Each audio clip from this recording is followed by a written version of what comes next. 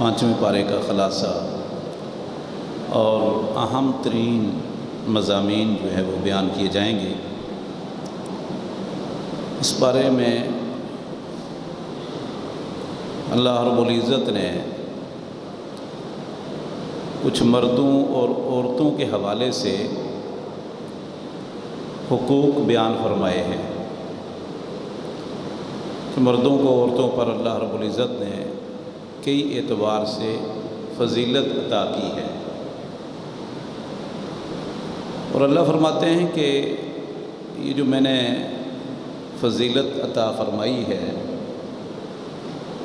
اس کی وجہ سے کوئی حوث اور ناجائز فائدہ نہ اٹھائے، بلکہ یہ اللہ رب العزت کا فیصلہ ہے۔ اللہ رب العزت انسان کا خالق اور مالک ہے۔ اس نے مرد عورت کی فطرت، مزاج، قد و کاٹ اور ساخت بنائی ہے۔ اس پر اس زمانے کے لوگوں نے پروپیگنڈا کیا اور شور و غل مچایا، جس پر اللہ رب العزت نے ان کو جواب دیا ہے۔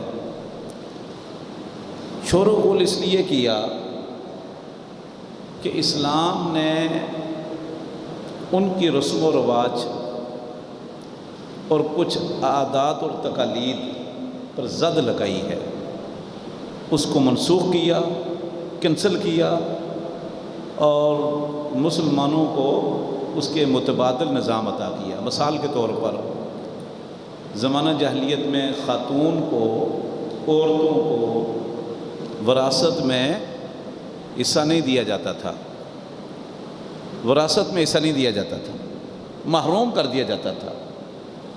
اللہ نے اس رسم و رواج کا خاتمہ کر کے خواتین کو مرد کے ساتھ حصہ دار بنایا۔ دوسرا کہ اگر کوئی آدمی فوت ہو جاتا تو اس کی بیوہ کو بطور وراثت سمجھتے تھے سسرال والے، اور تمام اختیارات سسرال والوں کے پاس تھے، چاہتے اس کا نکاح کر دیتے، چاہتے نہ ساری زندگی اس کو بیٹھا رہتے۔ اس کا بھی خاتمہ اللہ رب العزت نے کر دیا اور فرمایا کہ نہیں، وہ خاتون جب بیوہ ہو جاتی ہے تو وہ آزاد ہے، وہ اپنے ماں باپ کے گھر جا سکتی ہے، کہیں بھی رہے، باپردہ طریقے سے، باعزت طریقے سے، اور اپنا نکاح کرنے میں بھی آزاد ہے۔ اپنے سرپرست کی اجازت سے وہ کہیں بھی نکاح کر سکتی ہے، اس پر سسرال والوں کا کنٹرول نہیں۔ اسی طرح متبنہ کا مسئلہ ہے، جو لے پالک اڈاپٹ بچے، اور بھی کئی رسم و رواج تھے جن کا خاتمہ اللہ رب العزت نے کر کے مسلمانوں کو اور خاص طور پر خواتین کو رفتیں، عظمتیں، بہت بڑا مقام و مرتبہ عطا فرمایا۔ اس پر ان لوگوں نے شور کیا تو اللہ فرماتے ہیں واللہ یرید ان یتوب علیکم ویرید الذین یتبعون الشہوات ان تمیلوا میلا عظیما۔ اللہ تعالیٰ چاہتا ہے کہ تمہارے اوپر نظر کرم کرے، تمہیں معاف کر دے، لیکن جو لوگ یریدون الذین یتبعون الشہوات، جو خواہش پرست ہیں، مادہ پرست ہیں، رسم و رواج کے خوگر ہیں، باپ دادا کے ازم کو نہیں چھوڑنا چاہتے، وہ چاہتے ہیں کہ تم اسلام سے دور چلے جاؤ، اسلام سے دور ہو جاؤ، اور اللہ چاہتے ہیں کہ میں تمہارے ساتھ نرمی کا اور آسانی کا اور تخفیف کا ارادہ کرتا ہوں۔ اللہ نے آپ کی گردنیں ہلکی کر دی ہیں، آپ کے کندھے ہلکے کر دیے ہیں، آپ کو عزت بخشی ہے۔ تو یہ آج بھی دیکھیں، یریدون الذین یتبعون الشہوات ان تمیلوا میلا عظیما، آج بھی اسلام کے خلاف پروپیگنڈا کرنے والے اکثر یہی خواہش پرست لوگ، مادہ پرست لوگ، لبرل لوگ ہی ہیں، اور یہ اس زمانے میں ہر دور میں موجود رہے ہیں۔ اس کے بعد اللہ رب العزت نے باطل طریقے سے مال کھانے سے منع کیا ہے۔ فرمایا یا ایھا الذین آمنوا لا تأکلوا اموالکم بینکم بالباطل، اے ایمان والو آپ آپس میں اپنا مال باطل طریقے سے نہ کھاؤ۔ اب حکم بھی مسلمانوں کو، اور فرمایا کہ اپنا مال باطل طریقے سے نہ کھاؤ۔ اس زمانے میں بھی لوگ اپنے ہی بھائی بہن برادری والوں کا، دوست احباب کا مال باطل طریقے سے کھا جاتے تھے، اور آج اس سے بڑھ کر مسلمان کھا رہے ہیں باطل طریقے سے۔ تو لا تاکلوا اموالکم بینکم بالباطل الا ان تکون تجارۃ عن تراض، ہاں فرمایا تجارت ہو تو پھر ٹھیک ہے، پھر بالکل درست ہے، یہ تو ایک عبادت ہے۔ باطل میں تمام ذرائع آمدن، مال کے حصول کے وہ طریقے جو غیر شرعی ہیں وہ سب شامل ہیں۔ ان میں چوری، ڈاکہ، غصب کر لینا، چھینا جھپٹی کرنا، یہ بھی شامل ہے۔ یہ بھی باطل طریقے سے مال لے لینا، جیسے آج کل ملک میں ہو رہا ہے۔ اسی طرح سود ہے، یہ باطل طریقے سے لوگوں کا مال کھاتے ہیں۔ وہ سود مفرد و مرکب ہو، ربا نسیہ ہو یا ربا الفضل ہو، وہ مارک اپ ہو یا مارک ڈاؤن ہو، دونوں طریقے سے مال کھانا حرام ہے۔ رشوت کے ذریعے مال کھاتے ہیں۔ رشوت کیا ہے کہ آپ ناجائز کام کروانے کے لیے پیسے دیں، یہ رشوت ہے۔ اللہ اکبر۔ اب اس میں دیکھیں کیسے باطل طریقے سے مال کھاتے ہیں۔ یہ جو سٹوڈنٹس پیسے دے کر پرچہ حل کرواتے ہیں وہ باطل طریقے سے مال کھلاتے ہیں، کھانے والے کھاتے ہیں۔ اور جو سٹوڈنٹ، جو طالب علم اس طریقے سے نقل مار کر، دھوکہ کر کے، یا پیسے دے کر پیپر حل کروا کے، یا پیسے دے کر پاس کروا کر، یا جعلی ڈگری لے کر شہادت زور نوکری لگے گا، وہ ساری زندگی باطل مال کھائے گا، وہ حرام کی کمائی کھائے گا۔ یہ سن لو میری بات آج۔ اللہ اکبر۔ یہ بھی باطل طریقے سے مال کھاتے ہیں۔ اسی طرح جھوٹے مقدمات قائم کرنا، لوگوں پہ جھوٹے مقدمات قائم کر کے پھنسا کر پراپرٹی کے اندر دیگر معاملات میں بالکل فراڈ کر کے، آج کل بڑی لینڈ مافیا ہیں، وہ باطل طریقے سے مال کھاتے ہیں۔ اور پھر دھوکہ ہے، فراڈ ہے، ملاوٹ ہے، حرام اشیاء کی خرید و فروخت ہے، یہ سارے ذرائع باطل طریقے سے، غلط فتویٰ دے کر، جعلی نکاح پڑھا کر پیسے دینا، اکل اموال الناس بالباطل ہے۔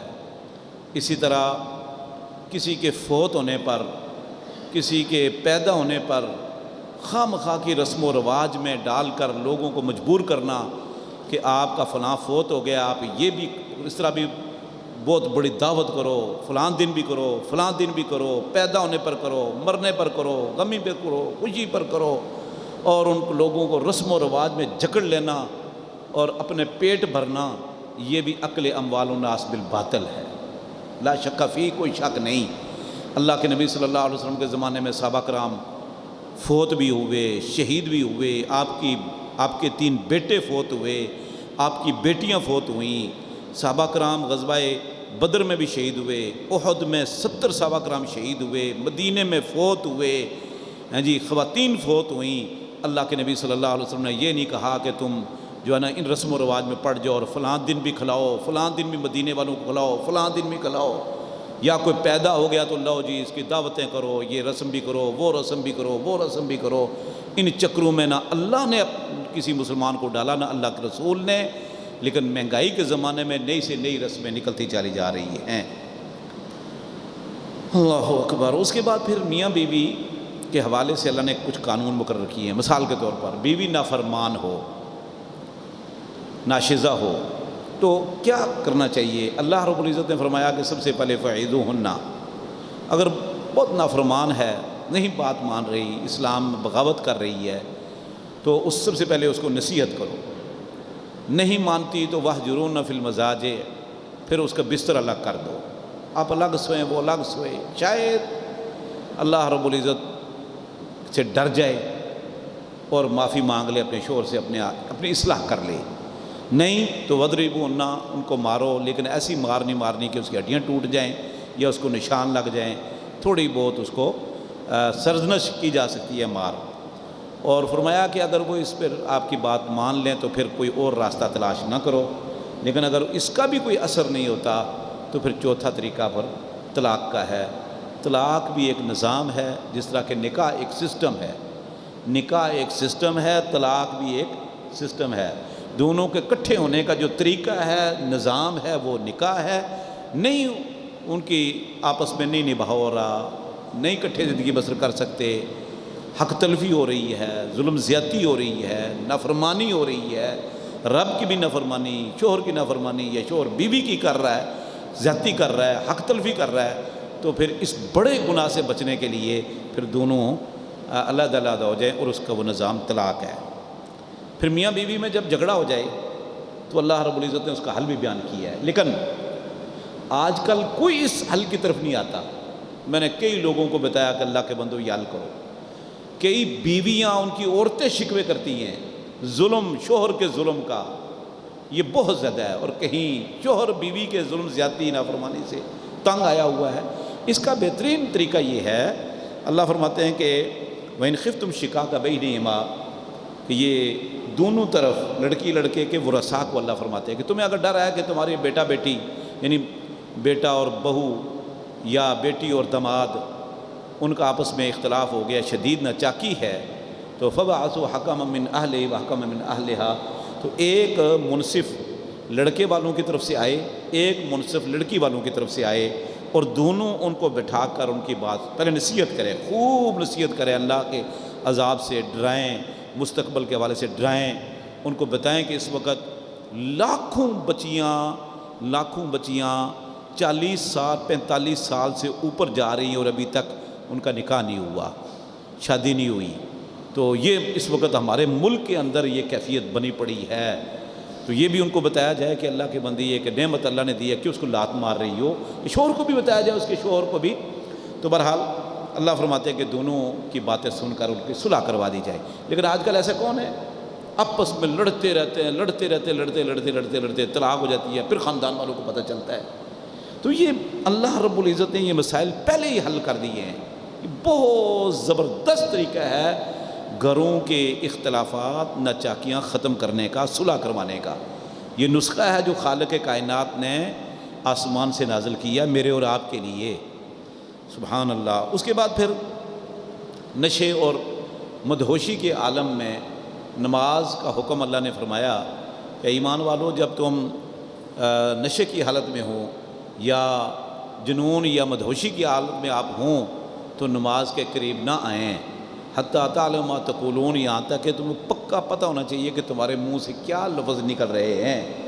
ایسا نہ ہو کہ نماز پڑھ رہے ہوں اور ساتھ ساتھ کوئی ایسے جملے آپ کے منہ سے نکل رہے ہیں جو قرآن بھی نہ ہوں، یا قرآن کو غلط پڑھ رہے ہوں۔ اسی طرح شدید نیند آئی ہوئی ہو، نیند کا غلبہ، تو ایسی کیفیت میں بھی نماز نہیں پڑھنی چاہیے۔ اطمینان، سکون کے ساتھ، راحت کے ساتھ، یہ اللہ سے ہم کلام ہونے والی باتیں ہیں، تو اس حالت میں نماز پڑھنی چاہیے۔ تیمم کا حکم اللہ رب العزت نے دیا ہے، فرمایا کہ جب آپ مریض ہوں، ڈاکٹر پانی استعمال کرنے سے منع کر دے، یا آپ مسافر ہوں اور پانی مل ہی نہیں رہا، تو ان دونوں صورتوں میں آپ تیمم کرو۔ فتیمموا صعیدا طیبا، پاک مٹی سے تیمم کرو۔ تیمم کا طریقہ کیا ہے؟ یہ اللہ رب العزت نے امت مسلمہ کو ایک سرپرائز دیا ہے، اور یہ سابقہ کسی امت کو یہ انعام نہیں ملا تیمم کا۔ اب تیمم دیکھو نا، مجبوری ہوتی ہے امت مسلمہ کے لیے، تو اللہ نے بڑی آسانیاں دی ہیں۔ آپ کسی ایسی جگہ میں ہیں جب پانی ہے ہی نہیں مل رہا، یا ڈاکٹر نے منع کر دیا ہے بھائی پانی استعمال نہیں کرنا، ایسی بیماریاں ہیں سکین کی، تو اب اس کا طریقہ یہ ہے کہ اللہ کے نبی صلی اللہ علیہ وسلم نے فرمایا بسم اللہ پڑھ کے دونوں ہاتھ زمین پر مارو، کہاں گرد و غبار وغیرہ ہو، مٹی کو کچھ ہو، ریت ہو، بسم اللہ پڑھ کے ہاتھ زمین پر مارے، زیادہ لگ گئے تو پھونک مار لو یا یوں کر کے جھاڑ لو، پھر یوں کر کے چہرے پر پیشانی سے لے کر نیچے تک، اس کان سے اس کان تک یوں کر کے مار لیا ہے۔ پھر سیدھا ہاتھ الٹے ہاتھ کی پشت پر، الٹا ہاتھ سیدھے ہاتھ کی پشت پر، پھر سیدھا ہاتھ الٹے ہاتھ کی پشت پر، ایک ہی ضرب سے، چاہیں 2 ضرب سے کر لیں، پہلی ضرب چہرے کے لیے، دوسری ضرب بس یہاں، یہ تیمم ہو گیا۔ اور یہ بخاری مسلم میں اور دیگر تمام کتب احادیث میں جو اللہ کے نبی صلی اللہ علیہ وسلم نے صحابہ کرام کو تیمم سکھایا ہے، یہ اس کا طریقہ احادیث میں موجود ہے۔ پھر اللہ رب العزت نے یہ فرمایا کہ بھئی عقیدے کے حوالے سے کہ شرک ایک ایسا گناہ ہے جو ناقابل معافی ہے، لیکن کب؟ دنیا میں موت سے قبل کوئی گناہ ناقابل معافی نہیں۔ موت سے قبل موت و حیات کی کشمکش سے پہلے کوئی گناہ ایسا نہیں جو جس کی معافی نہیں ہو سکتی، ٹھیک ہے؟ لیکن اگر گناہ آپ نے کیے، کئی گناہ کیے کسی بندے نے اور توبہ کیے بغیر مر گیا، تو باقی سارے گناہ اللہ رب العزت فرماتے ہیں میں چاہوں معاف کر دوں، چاہوں نہ معاف کروں، میری مرضی ہے، لیکن ایک گناہ ایسا ہے کہ میں وہ مرنے کے بعد وہ گناہ معاف ہی نہیں کروں گا، اور وہ ہے شرک۔ ان اللہ لا یغفر ان یشرک بہ ویغفر ما دون ذلک لمن یشاء۔ شرک اگر توبہ کیے بغیر بندہ مر گیا، یا توبہ کی لیکن توبہ قبول ہی نہیں ہوئی، تو اس کی معافی نہیں، اس کے لیے جہنم پکی ہے۔ انہ من یشرک باللہ فقد حرم اللہ علیہ الجنہ ومأواہ النار وما للظالمین من انصار۔ اس کے بعد اللہ رب العزت نے اس بارے میں امانتوں کی ادائیگی کو حکم دیا، اور حکم بھی کس کو دیا ہے؟ ان اللہ یامرکم ان تؤدوا الامانات الی اہلہا۔ اے مسلمان، یامرکم، مسلمانوں کو مخاطب کیا نا، کہ اللہ آپ کو حکم دے رہا ہے، یہ سنو، اللہ آپ کو حکم دے رہا ہے، آرڈر ہے کہ آپ امانتیں اس کے وارث کے سپرد کر دو، جو جس کی امانت ہے اس کے سپرد کر دو۔ اور یہ امانت نہیں، امانتیں جمع کا سیکھا ہے، تؤدوا الامانات الی اہلہا۔ اس کے تین بڑے مفہوم ہیں، اگرچہ اور بھی ہیں لیکن تین اہم ترین مفہوم ہیں۔ پہلا یہ امانات ہے، امانتیں ان کے سپرد کر دو۔ پہلا مفہوم یہ ہے کہ حقیقی امانت، مثلا کسی نے آپ کے پاس امانت رکھی، پیسے ہیں، گاڑی ہے، کچھ بھی آپ کے پاس امانت رکھ دی، تو وہ امانت آپ کے پاس ودیعہ ہے، عارضی ہے، عاریتاً ہے، آپ اس کے مالک نہیں، مالک وہ اصل ہے، جب بھی وہ تقاضا کرے آپ کو واپس کرنا پڑے گا۔ ایک یہ حقیقی معنی ہے جیسے ہم دنیا میں امانتوں کا لین دین کرتے ہیں۔ دوسرا معنی ہے کہ منصب اور ذمہ داریاں، منصب اور ذمہ داریاں، کہ جو آپ کے ذمے کام لگا دیا گیا، جو آپ کی ڈیوٹی مقرر کر دی گئی، وہ آپ پورا کرو۔ اور اس میں سب سے پہلے یہ دیکھنا چاہیے کہ وہ بندہ ذمہ داری اور منصب کا اہل بھی ہے یا نہیں، قابل بھی ہے یا نہیں، نہ اہل تو نہیں کہیں۔ جیسے نا ایک صحابی نے اللہ کے نبی صلی اللہ علیہ وسلم نے سے پوچھا کہ قیامت کب آئے گی؟ آپ تھوڑے خاموش رہے، پھر فرمایا سائل کہاں ہے؟ میں ہوں اللہ کے رسول۔ فرمایا کہ اذا وسد الامر، جب معاملات، ذمہ داریاں، منصب، ڈیوٹیاں نااہل لوگوں کے سپرد کر دی جائیں، نااہل لوگوں کے سپرد، نالائق لوگوں کے سپرد،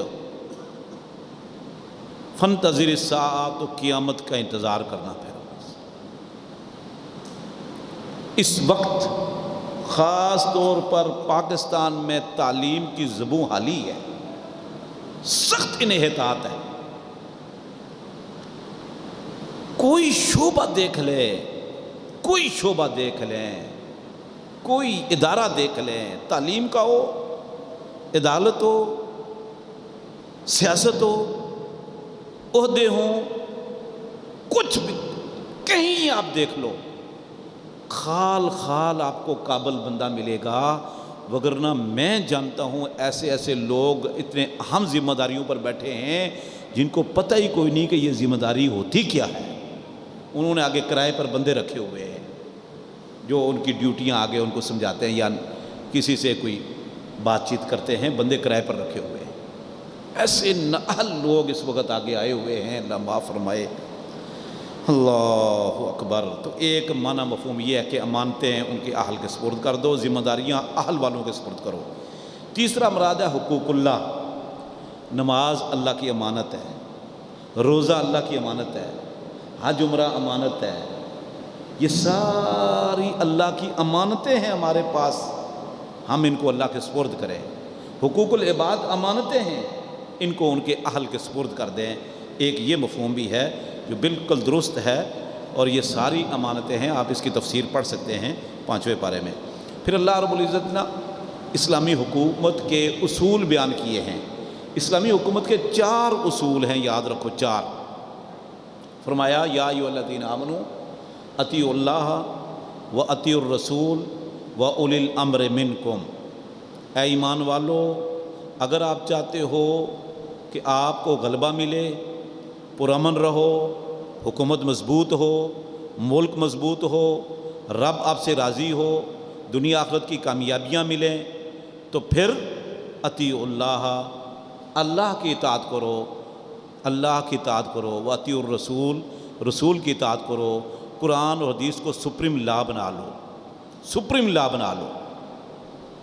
نمبر 3 وَأُولِي الْأَمْرِ مِنْكُمْ، اپنے حاکم، امیر اور حاکم وقت کی اطاعت کرو، جو تمہارے اوپر حاکم ہے اس کی اطاعت کرو، وہ جیسا کیسا بھی ہے اس کی اطاعت لازمی ہے، لیکن خیر کے کاموں میں، نیکی کے کاموں میں، معصیت کے کاموں میں نہیں، خیر کے کاموں میں اس کی اطاعت ہے۔ وَأُولِي الْأَمْرِ مِنْكُمْ، جن کے پاس اختیار ہے، سلطہ ہے، ڈنڈا ہے، ان کی اطاعت کرو۔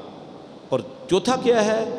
فَإِن تَنَازَعْتُمْ فِي شَيْءٍ فَرُدُّوهُ إِلَى اللَّهِ وَرَسُولِهِ، اگر تمہارا حکمرانوں سے تنازع ہو گیا، آپس میں تنازع ہو گیا، کھینچا تانی ہو گئی، اختلاف ہو گیا، تو اس معاملے کو پھر اللہ اور اس کے رسول کی عدالت میں پیش کر دو۔ یہ چوتھا اصول ہے، اللہ کی اطاعت، رسول کی بات مانو، اپنے حکمرانوں کی باتیں مانو، اور چوتھی بات کہ اگر اختلاف ہو جائے تو یہ معاملہ پھر اللہ اور اس کے رسول یعنی کتاب و سنت پر پیش کرو، جو کتاب و سنت فیصلہ کریں وہ تسلیم کر لو۔ اچھا آگے چل کر فیصلہ ہی کر دیا اللہ نے، فَلَا وَرَبِّكَ لَا يُؤْمِنُونَ حَتَّى يُحَكِّمُوكَ فِي مَا شَجَرَ بَيْنَهُمْ ثُمَّ لَا يَجِدُوا فِي أَنفُسِهِمْ حَرَجًا مِّمَّا قَضَيْتَ وَيُسَلِّمُوا تَسْلِيمًا۔ اے میرے محبوب پیغمبر محمد صلی اللہ علیہ وسلم، تیرے رب کی قسم، دیکھو قسم رب نے محمد کے رب کی قسم کھائی، عظیم نبی کے عظیم رب نے اپنی قسم کھائی ہے۔ فَلَا وَرَبِّكَ لَا يُؤْمِنُونَ، کسی مرد عورت، مشرق اور مغرب، شمال و جنوب میں رہنے والے کسی مرد عورت جن و انس کا ایمان قابل قبول ہی نہیں ہے، ایمان قابل قبول ہی نہیں ہے، حتیٰ یحکموک، یہاں تک کہ آپ کو اپنا حاکم اور منصف مان لیں، جج مان لیں، ثم لا یجدوا فی انفسہم حرجا مما قضیت، پھر آپ جو فیصلہ کریں اس پر کوئی حرج اور تنگی محسوس نہ کریں، چین بے جبی نہ ہو، ان کے ماتھے پر سلوٹ نہیں آنا چاہیے، وَيُسَلِّمُوا تَسْلِيمًا، اور اس کو من و ان تسلیم کر دیں، گردن جھکا دیں، اور اپنے خواہش، اپنی چاہت، اپنی مرضی، اپنا من، اپنا فرقہ، اپنا گروہ، اپنی پارٹی، اپنے مفادات قربان کر دیں، قربان کر دیں، پھر وَيُسَلِّمُوا تَسْلِيمًا، تب جا کر وہ ایمان والے ہوں گے، ورنہ نہیں۔ پھر اللہ اکبر۔ پھر اللہ رب العزت نے اپنے تحفظ کے حوالے سے فرمایا کہ مومنو اپنے بچاؤ کا سامان، اپنے تحفظ کا انتظام کرو۔ اب یہ اللہ کا حکم ہے، خذوا حذرکم، اپنے بچاؤ، اپنی حفاظت کا انتظام خود آپ نے کرنا ہے۔ وہ سیکورٹی گارڈ رکھیں، وہ اسلحہ رکھیں، وہ دیواریں کھڑی کر دیں، وہ خاردار تاریں لگا دیں، وہ جس طرح بھی ہو، یا ایھا الذین آمنوا خذوا حذرکم، اپنا بچاؤ، اپنا تحفظ، اپنی حفاظت کا انتظام پوری طرح کرو، اور اللہ کے راستے میں نکلو، آپ ہلکی ہوں یا بوجھل۔ پھر مظلوموں کی مدد کا اللہ رب العزت نے فرمایا کہ جب دنیا میں بے شمار لوگ مظلوم ہیں اور مستضعفین ہیں، کمزور ہیں، بے بس ہیں، لاچار ہیں، مرد ہیں، عورتیں ہیں، بوڑھے بچے ہیں، وہ پکار رہے ہیں کہ یا اللہ ہمارے لیے کوئی مددگار بھیج، تو تمہیں کیا ہو گیا کہ مالکم لا تقاتلون فی سبیل اللہ، تم اللہ کے راستے میں قتال نہیں کرتے، زمین کے ساتھ چپک کے ہو گیا۔ یہ بھی اللہ رب العزت نے قرآن کریم میں فرض کیا ہے ہم پر، ان مسلمانوں کی مظلوموں کی مدد کرنا۔ پھر افواہوں کی تحقیق کا حکم دیا ہے۔ اچھا یہ مسئلہ آج کل بڑا ہی خوفناک ہے، یہ بڑا ہی خوفناک ہے۔ کوئی سوشل میڈیا تو یہ تو بے قابو افریت ہے، اس میں خیر بھی ہے، اس میں شر بھی ہے۔ یہ دو دھاری تلوار ہے اس وقت سوشل میڈیا، اور ہر بندے کے پاس ہے، اور بچے کے پاس یہ دو دھاری تلوار کیا خنجر ہے، وہ چاہے جس کو چاہے ذبح کر لے، جس کو چاہے آسمانوں پر بھیج دے۔ تو میرے بھائیوں، اس میں بڑی افواہیں، بڑا جھوٹ، حق بھی ہے، باطل بھی ہے، خیر بھی ہے، شر بھی ہے، سچ بھی ہے، جھوٹ بھی ہے، لیکن کوئی پتہ نہیں، یہ تحقیق کرنے پر پتہ چلتا ہے کہ سچ ہے یا جھوٹ ہے، خیر ہے یا شر ہے۔ تو اللہ فرماتے ہیں کہ وَإِذَا جَاءَهُمْ أَمْرٌ مِّنَ الْأَمْنِ أَوِ الْخَوْفِ أَذَاعُوا بِهِ، جب ان کے پاس کوئی خوشی کی بات آتی ہے، کوئی خوف کی بات آتی ہے، کوئی فتح کی بات آتی ہے، کوئی شکست کی بات، کوئی اس طرح کی بات آتی ہے، أَذَاعُوا بِهِ، تو اس کی نشر و اشاعت شروع کر دیتے ہیں۔ عربی زبان میں مزیہ کہتے ریڈیو کو، مزیہ کہتے ریڈیو کو، اس کی نشر و اشاعت شروع کر دیتے ہیں، تشہیر شروع کر دیتے ہیں۔ فرمایا ان کو چاہیے تھا کہ یہ اپنا معاملہ اللہ کے رسول کے پاس لاتے، یعنی کتاب و سنت پر پیش کرتے، یا اپنے امیر کے پاس، اپنے حاکم کے پاس لے جاتے، تو وہ اس سے بہت بہترین نتیجہ اخذ کر سکتے تھے، اور بعد میں جو نقصان ہوتا ہے اس سے بھی لوگ بچ جاتے۔ لیکن آج کل کہاں ہوتا ہے، بس اسی پر تبصرے شروع ہو جاتے ہیں۔ تبصرے، گھروں میں لڑائی، دو بھائی آپس میں لڑ پڑے ہیں، اور میاں بیوی لڑ پڑے، جی یہ خبر آئی ہے، وہ کہتا ہے یہ سچ ہے، وہ کہتا ہے جھوٹی ہے، وہ کہتا ہے یوں ہے، وہ کیوں ہے۔ اللہ اکبر ہے، اللہ اکبر۔ اس پر اللہ نے فرمایا کہ خبردار، بہت احتیاط کی ضرورت ہے، اور علماء کے پاس، حاکم کے پاس، امیروں کے پاس بھیجو، وہ اسے استنباط کریں گے اور بہترین نتیجہ اخذ کریں گے۔ پھر چوری کا ایک واقعہ ہوا مدینے میں نے پہلے بھی بیان کر چکا ہوں مختصر۔ مدینے میں چوری ہو گئی، چوری کی منافقین نے ایک مسلمان کے گھر سے، کرائے پر وہ رہتے تھے، انہوں نے چوری کر کے نا جب دیکھا کہ بھئی اب معاملہ کھل جائے گا ہیں تو پتہ چل جائے گا، تو زیرہ ایک یہودی کے گھر پھینک دی۔ تو اگلے دن شور ڈال دیا کہ جی یہ یہودی چور ہے۔ اچھا یہودی ہکا بکا پریشان، وہ قسمیں کھائے بھائی میں چور نہیں۔ انہوں نے نا ایک اور مسلمان جو بالکل سیدھا سادہ پکا مسلمان تھا، اس کو اپنا حمایتی بنا لیا ہیں، اپنا شاہد بنا لیا۔ اس کو لے کر اللہ کے نبی صلی اللہ علیہ وسلم کے پاس گئے کہ اس نے بھی کہا جی اللہ کے رسول یہ اچھے لوگ ہیں، بنو بیرک، یہ کچھ 4-5 بھائی تھے، نیچے والے کمرے میں یہ رہتے تھے، اوپر مالک مکان کا سامان پڑا تھا، وہ نقب لگا کر چوری کر لیا۔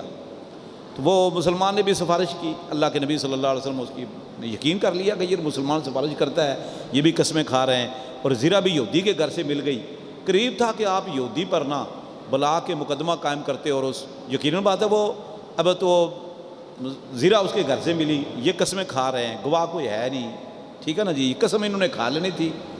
تو اب اللہ رب العزت نے یہ 5ویں پارے میں تقریباً یہ سورہ نساء ہے، اس کی آخر میں آیت نمبر 105 سے لے کر 115 تک 10 آیتیں اللہ رب العزت نے اتار دیں۔